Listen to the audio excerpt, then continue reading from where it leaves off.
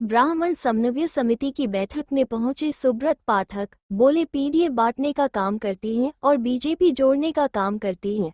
उत्तर प्रदेश में 9 सीटों पर होने वाले उपचुनाव को लेकर समाजवादी पार्टी और बीजेपी में काफी जोरदार टक्कर देखी जा रही है।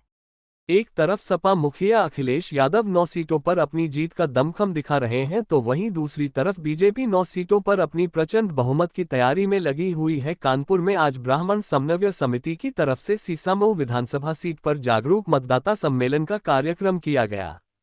इस कार्यक्रम में मुख्य रूप से कन्नौज के पूर्व सांसद सुब्रत पाठक कानपुर पहुंचे, जहां उन्होंने सपा पर जमकर निशाना साधा है।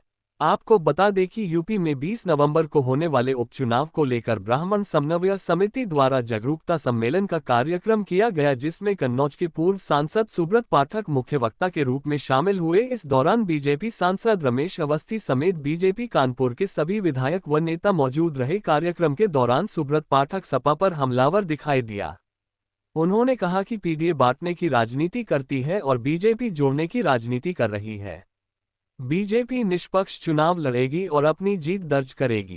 बनाने का चुनाव है, लेकिन चाहे यहाँ उपचुनाव हो, यहाँ का नहीं होना चाहिए। जनादेश जो मिला था वो जनादेश 5 साल के लिए दिया गया था, किंतु विधायक ने जिस तरीके से नजीर फातिमा गरीब महिला का प्लाट कब्जाने के चक्कर में उसके प्लाट में आग लगवाई और उसका उत्पीड़न कराया कि उसके प्लाट पर कब्जा करने के लिए। मैं धन्यवाद देता हूं उस बहन को। विराजमान सभी अतिथियों को पटका पहना करके उनका अभिनंदन करने की कृपा करें। नहीं,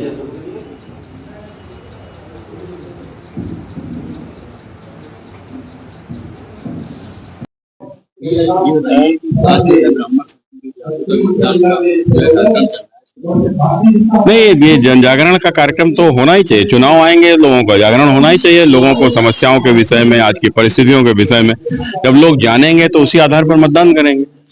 तो जागरण पहले मुद्दों के संबंध में और फिर जागरण वोट लोग डालें, वोट के प्रति जागरूक हों। सीसामऊ सीट की अगर बात की जाए, सबसे अहम सीट मानी जा रही है और पीडीए को लेकर समाजवादी पार्टी ने अब इस बार भी जो है लड़ रही है। देखो, अपने आप को यहाँ पर कितना मजबूत, वो बांटने की राजनीति करते हैं, हम लोग जोड़ने की राजनीति करते हैं। तो इसीलिए राज चल रहा है ना, बटोगे तो कटोगे। तो वो इसीलिए हमको बांटना चाहते हैं, क्योंकि हमको काटना चाहते हैं।